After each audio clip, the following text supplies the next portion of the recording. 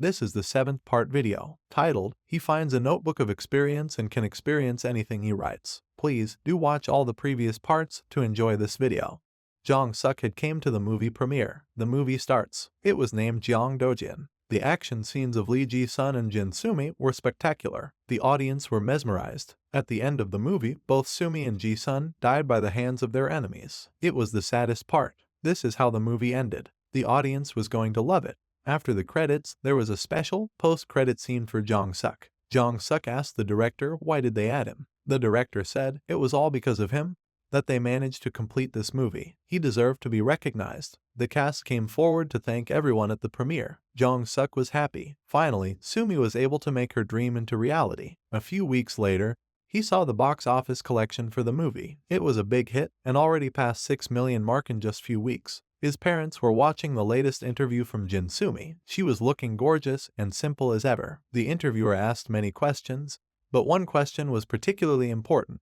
He asked if she had a boyfriend. Jong Suk and his parents were watching it eagerly, their hearts beating fast. But Sumi said she doesn't have a boyfriend, she is just focusing on her work for now. Jong Suk was silent, but his parents were pretty sad for him. His father suggested to go at the bar, but Jong Suk knew why she said that. She was an actress and a relationship will become a big obstacle in her success. Still, his parents were worried for him. Jong Suk goes for a walk. He takes his car and goes to meet Sumi. He texts her if she is busy, but he didn't get any reply. He was near her house and was waiting for her. A car arrives at the moment. Sumi gets out of the car, but a young man also gets out of the car. He was the CEO of her company. Sumi stumbles, but the man grabs her before she falls. For Jong Suk, it didn't look like that. He was suspicious. It was already late for them to come home. He messages again and asks her where she is and what she was doing. Jong Suk just wanted an honest answer from Sumi. If she lied, it will be the worst. However, Sumi replied honestly. She replied she just arrived at home. She was drunk at the party, so her CEO drove her home. Jong Suk was relieved that Sumi was being honest with him. He was ashamed. He never wanted to doubt her anymore. He leaves with a smile on his face. The next day, he was at the broadcasting station. He was at the cafe and his old school friend came to meet him. It was Gunbar. He asked about how his life is going with Sumi becoming famous, but Jong Suk tells him to keep it quiet. They don't want any rumors. He leaves to get a coffee. Gunbar feels weird in his stomach and runs to the washroom. In the washroom, a group of boys was talking about Jong Suk and Sumi. They were talking about their love affair and rumors. They were saying weird things like they have already slept together. Gunbar couldn't tolerate it anymore. He kicks the door and asks them to apologize for his friend. They were frightened, but one guy forced himself on Gunbar. Accidentally, Gunbar fell on the toilet seat. His nose was bleeding. Just at the moment, Jong Suk enters. He sees his friend with bleeding nose. He picks him up. The two bastards ran away with their lives. Jong Suk takes his friend and patches him up. He was not badly injured. Jong Suk asked why did he fought with them. Gunbar replies they were talking about the rumors about Sumi and him. Their rumors have already spread everywhere, but they are also adding nonsense to it. He couldn't tolerate it anymore. Jong Suk was shocked and said he would have done the same. However, Jong Suk didn't know who was spreading it.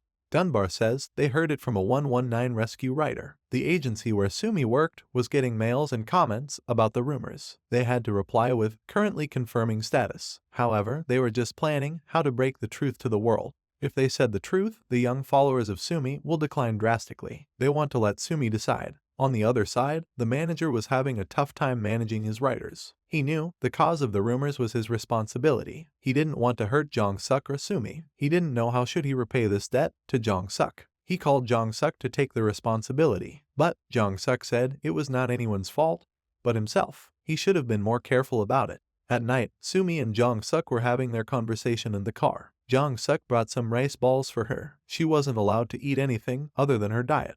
Just when she was eating, she started to blame herself. She said when she got popular, she was getting more money. She thought only good things could happen to her. But she didn't know the rumors would take their toll so hard and so soon. She added she feels like she is going crazy. She doesn't know what to do anymore. She started crying. Jong Suk was calm. He just asked a simple question. What does she really want to do? There was a long silence. Sumi broke the silence. She says she doesn't want to break up, but her dream has finally came true. So they have to break up for this dream. Jong Suk was sad. He was drinking with Han Young. Hung explained how Sumi was on the edge of becoming a star. It is never easy for them. She has to make sacrifices for that to happen. Jong Suk knew that. Still, the pain was too great for him. After a while, the internet was stormed with their breakup news. Some people believed it was just a celebrity stunt and blamed them even more. Jong Suk and his teacher were going to a medical conference. The teacher sees the news and calls her a bitch. Jong Suk just ignores it. It was the first time for Jong Suk attending a medical conference. His topic of discussion was application of pharmacy to brain tumor. He had researched on grandma's health as well as the herb pill they made. At the moment, he heard his grandpa shout for him. It was a medical emergency. A man was lying down. His grandpa and a doctor was treating him with needles, but he was not so sure of himself. They were on the train and he was having trouble with his accuracy. He gave his needles to Jong Suk and put his confidence in him. The other doctors were not happy with it. They don't know what to expect. The doctor even said he didn't have a medical license. But grandpa interferes and says it is an emergency. Jong Suk is his disciple, and he is much better than him in acupuncture skills. Jong Suk takes the needles. The train was at full speed. It was shaking heavily. Jong Suk calms himself, and using his wind attribute, he pokes the needle accurately. The man wakes up. Jong Suk's accuracy was astonishing. The doctors were amazed to see it. The doctor praised to Grandpa, saying he had got an excellent disciple. After a while, they have reached at Busan. Jong Suk and his teacher were having their meal. His teacher was still encouraging him from his breakup, but Jong Suk was wondering if he should tell him the truth. At the moment, a couple of girls came to see him. They recognized Jong Suk and wanted to take a picture, but Jong Suk refused to them. His teacher was confused and asked why would he ignore them. They will think bad of him. But Jong Suk doesn't really cared about that matter. The next day, they were at the meeting. The doctor was explaining how they can treat the brain tumor with needles. They have successfully experimented on lab rats, but it is harder for human brains, as the tumors could be deep inside the brains. The more deep it is, the more impossible it becomes. If one can reach the tumor without damaging the nervous system, they can treat it successfully. However, no matter what they do, the damage done to the brain could lead to patient's death or potentially leading to paralysis. Hence, it was not the safest treatment. After exchanging many questions, the meeting came to an end. Jong Suk was at the cafeteria. A man approaches him and asks for his time. He takes Jong Suk on a ship for a meal. After drinking a few bottles, the man says he is Choi Han and works in his grandfather's company. Jong Suk says he is indeed the next company owner. Jong Suk was not sure why a company owner wants to buy him a drink, but the man says he is working at the planning office of their company. He is currently in charge of scouting, and he is scouting Lee Jong Suk for his future. Jong Suk was surprised to hear it. He didn't know what to expect. Choi Han explains they want him to work with them on a hospital ship. The ship travels around Korea, helping people and treating patients. The ship is named Rainbow, and it is also the largest hospital ship in Korea. They don't have much advanced medical facilities like other government ships, but they have only one operation center. A lot of patients are elders. Thus, they need oriental medicine treatment. Jong Suk would be perfect candidate for it.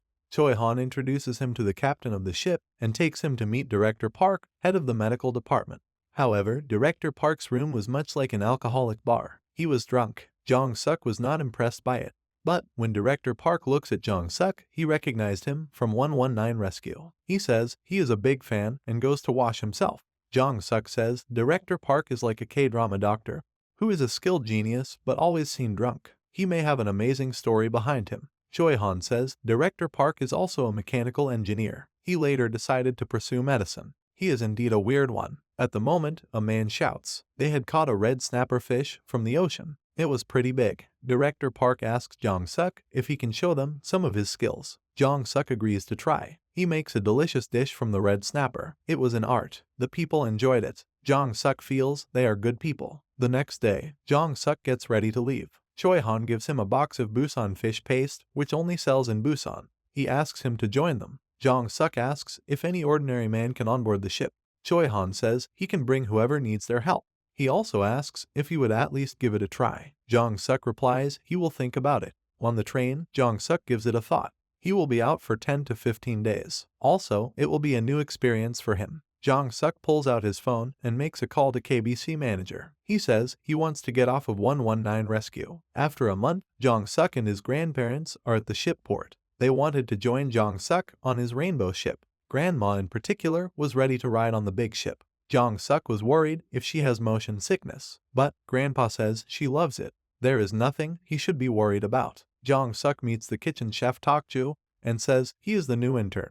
He can help him with anything in the kitchen. Jong-suk sees that there was a full bucket of fish. He asked if they caught it themselves, but the chef replies the passing fisherman always throws them on their deck. Dr. Park introduces Jong-suk to his fellow mates, Dr. Kang In-chan and Nurse Kwan Ji-han. They both knew Jong-suk from 119 Rescue. They were eager to taste his food. Dr. Park shows him around and the operating clinic. Jong-suk helps him with the patients. The fisherman throws few squids to the chef. Chef Tokju didn't know what to cook with them, so Jong-suk asked the chef if he has some pork belly so he can make a dish. Chef Tokju has never seen anyone add pork belly to squid, but he also didn't know Jong-suk was a star chef. His dish was loved by both Nurse Ji-han and Dr. Kang In-chan.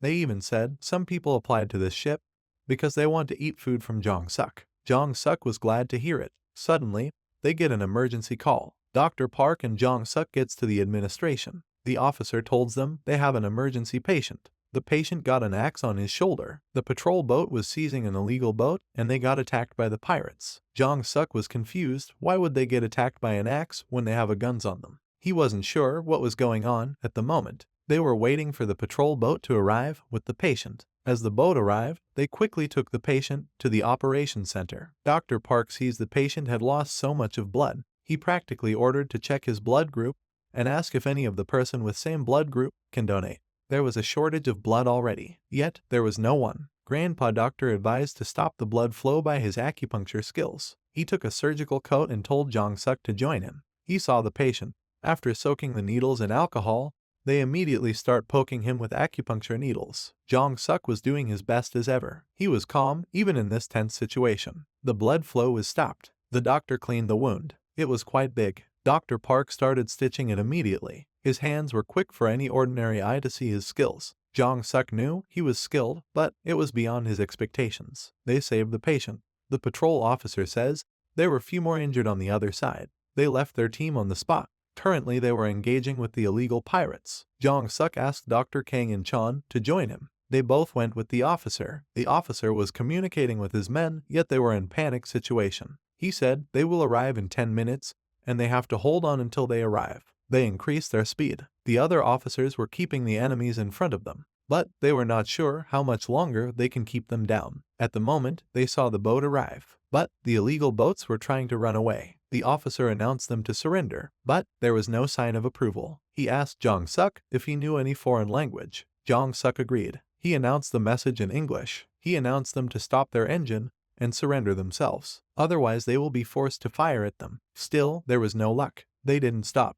Instead, the enemy boats fired their rounds. One of the soldiers got shot. He suddenly fell down. Jong-suk took him in. He looked at the soldier's wound. The bullet just grazed him. There was no severe damage. He quickly bandaged it. Without any hesitation, the senior officer ordered them to fire. Heavy shower of bullets fell on the illegal boat. It was damaged to the extent that it can be never repaired. The officer told Jong-suk to relay his message once again. However, this time, the boat stopped moving. They surrendered. There were no any visible injuries. Jong-suk asked the officer to remove their handcuffs for their medical checkup. As soon as they were freed, they attacked the officers. Jong-suk knew this would happen. He quickly dashed forward. Using his powerful hand technique, he neutralized the first one. The other guy was in fight with the officer. Jong-suk punched to his side and made him lose his balance. Still, the man was a heavy built. He was not going to give up. He took out his hidden knife and charged at Jong-suk. The officers shouted at Jong-suk in shock, but Jong-suk was calm. He was ready for it. His hands flowed through the air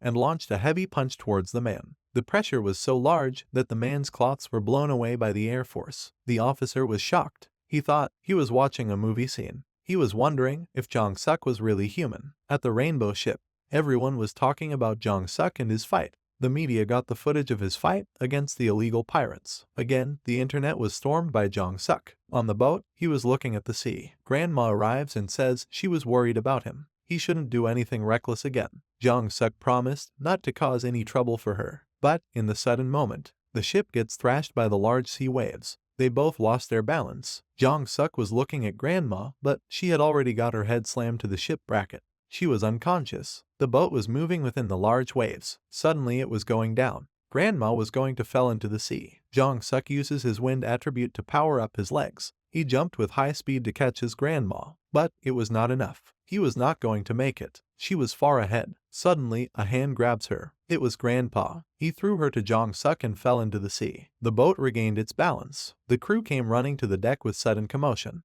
Jong-suk leaves his grandma under their care and jumps right into the sea. He was going to save his grandpa. He dives in. Still, there was nothing he could see. The captain ordered to activate the floodlights. Jong-suk came up and asked them to look over him. Jong-suk calms down and uses his hypersense to predict his grandpa's location. Glowing streams of wind flowed through his body into his surrounding sea. He was focusing on his senses. He found his grandpa. He swims at him and grabs him. He brings him near the ship.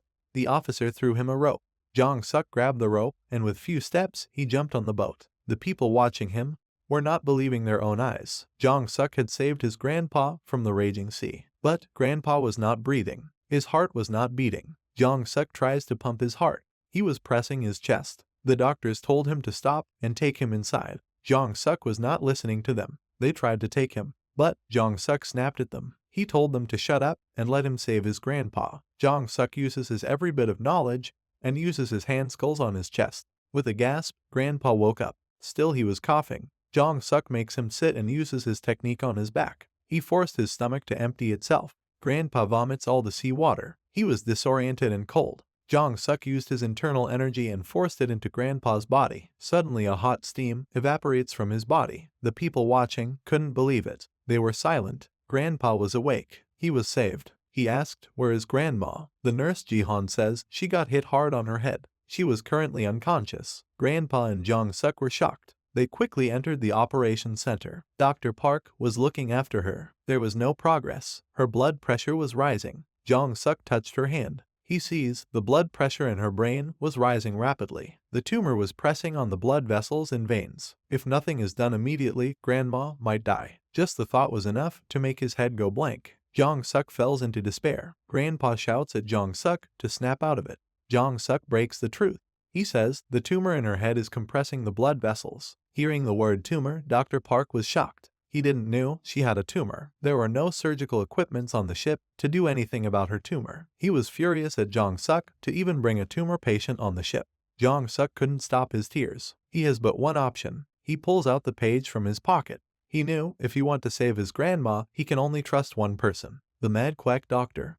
Jong-suk is caught up in a serious situation. Will he able to save his grandma? Will Mad Doctor really save her? Let's find out in the next part of the series. The link will be updated soon in the description. Join the fun. If you are someone who loves reading manhwa and animes, subscribe now and join us in our journey. Also, get notified for new manhwa updates and hidden gems. Thank you for watching this video and see you again.